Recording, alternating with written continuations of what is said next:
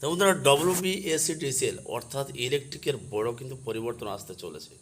আমাদের ওয়েস্ট বেঙ্গলে electric bill 3 মাসে অন্তরে একবার আসে, সেটা কিন্তু পরিবর্তন হতে চলেছে। এবং কবে আসতে চলেছে, ইউনিট কি হবে, সেটা তো ডেফিনেটলি আলোচনা করা হবে।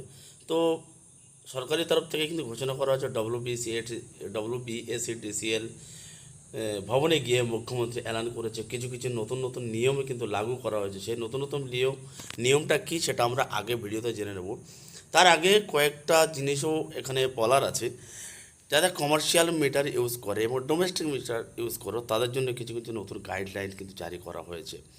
যেমন যারা কমার্শিয়াল মিটার ইউজ করে ফ্যাক্টরি, ইনস্টিটিউট, মানে কারখানা, দোকান, এই সমস্ত জায়গায় যারা কমার্শিয়াল মিটার ইউজ করে, যাদের কিন্তু বিল অনেকদিন ধরে পেন্ডিং পড়ে আছে, কিংবা কিংবা যারা যারা কারচুপি করে এতদিন চালাচ্ছিল বা চালাচ্ছে এখনও পর্যন্ত, কারণ ধুরান্ধার মাস্টারের অভাব নেই, লাইন ইলেকট্রিকের তার যে কভারিং হয়ে গেছে তারপরেও কিন্তু যদি কেউ চুরি করে থাকে, মিটার থেকে কেউ যদি কারসাজি করে থাকে, তাদের জন্য কিন্তু ভয়াবহ দিন অপেক্ষা করতে চলেছে। এবং যারা এতদিন ধরে রাজনৈতিক লেভেলের বুড়া আঙুল দেখে যারা ইলেকট্রিক বিলটাকে আটকে রেখেছে, পেমেন্ট করেনি, বিশেষ করে কমার্শিয়াল মিটার হোল্ডাররা, তাদের জন্য কি সংকেত দিয়েছে মুখ্যমন্ত্রী শুভেন্দু অধিকারী, সেটা আমরা আগে দেখে নেব। এবং যাদের যাদের ডোমেস্টিক মিটারের বিল অনেক দিন ধরে পেন্ডিং পড়ে আছে, তারা মনে করছে যে এই কনজিউমারটা আমি বন্ধ করে দেবো, দিয়ে অন্য একটা কনজিউমার আইডি ক্রিয়েট করবো, বা ফ্যামিলি অন্য কোনো কারোর নামে মিটার নেব, তাদের জন্য কি দিন অপেক্ষা করছে সেটা আমরা মুখ্যমন্ত্রীর মুখ থেকে শুনে নেব। একটা হচ্ছে hooking zero, no political intervention. কোনো এমএলএ, এমপি, কোনো রুলিং পার্টি বিজেপির লোক আপনাকে ফোন করবে না, করলে আপনার অ্যাকসেপ্ট করারও দরকার নেই। আপনার যে বকেয়া বিল পড়ে রয়েছে ইন্ডাস্ট্রিয়াল আর কমার্শিয়ালের ক্ষেত্রে একদম জিরো টলারেন্স, আদায় করুন, যেভাবে পারেন আদায় করুন। সবচেয়ে বেশি ফাঁকি দিচ্ছে নেতাদের প্রতিষ্ঠানরা।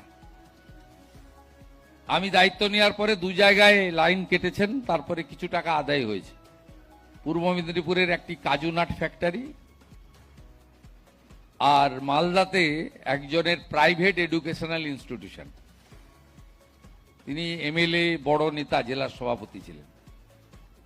পূর্ব মেদিনীপুরেও তিনিও বড় নেতা, কাজ করতে দেয়নি। যখনই গেছেন নোটিশ দিয়েছে, বলছে আমি যে বুঝে নেব। অরূপদার সঙ্গে আমার কথা হয়ে গেছে, আপনি চলে এসছেন ফিরে। অতএব এক্ষেত্রে একদম কারো কথা শুনবেন। তো এটা কমার্শিয়াল বড় বড় নেতাদের কথা কিন্তু উনি জানালো যে কমার্শিয়াল মিটারে জোরচুপি বা ডিউ থাকলে তাদের কি করতে হবে। বাট ডোমেস্টিক মিটারদের জন্য, অর্থাৎ আমাদের ঘরোয়া মিটারের জন্য কিন্তু মানবিক উদারতার পরিচয় দিলেন। কারণ যাদের যাদের অনেক বিল পেন্ডিং আছে, কোনো কারণে বিল জমা দিতে পারেনি, তাদের জন্য তিনি যে বার্তা দিলেন সেটা সত্যি প্রশংসনীয়। চলুন সেটা আমরা শুনে নেব। না, শুধু ডোমেস্টিকের ক্ষেত্রে বলবো, আমরা মানুষ তো, হুঁশ যার আছে সেই মানুষ। ডোমেস্টিকের ক্ষেত্রে অনেকের পরিবারে এমন এমন অসুখ এসে উপস্থিত হয়, তার সব চলে যায়। স্বাভাবিকভাবে ডোমেস্টিকের ক্ষেত্রে নোটিশ দিয়ে, বলে, জানিয়ে, দেখবেন তার পাস্ট পারফরমেন্স ভালো, সব সময় দেয়নি তা নয়, এগুলো বলে বুঝিয়ে করতে।